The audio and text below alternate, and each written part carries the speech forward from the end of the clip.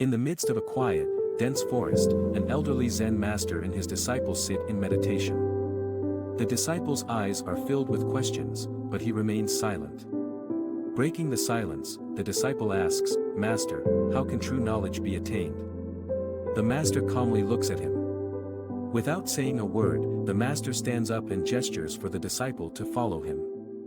They both begin walking deeper into the forest. As they walk, the disciple feels the natural beauty and deep peace around him. However, questions still linger in his mind. The master reaches a quiet lake and sits down by the shore. The disciple sits beside him, still waiting for an answer. The master gazes at the calm water of the lake and then gestures to the disciple to look into it. The disciple peers into the water.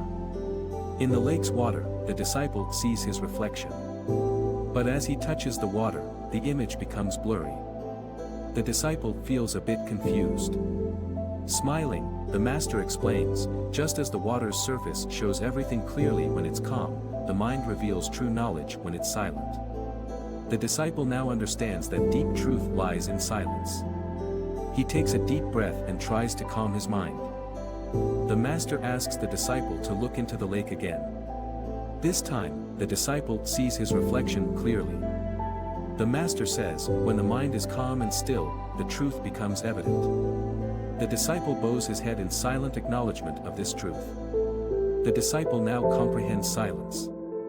As they walk back together, he reflects on the meaning of his journey. On their way back, the disciple's worries have dissipated. He is now experiencing the deep truth hidden in silence. The master and disciple return to the temple. The disciple now understands that silence is the key to true knowledge.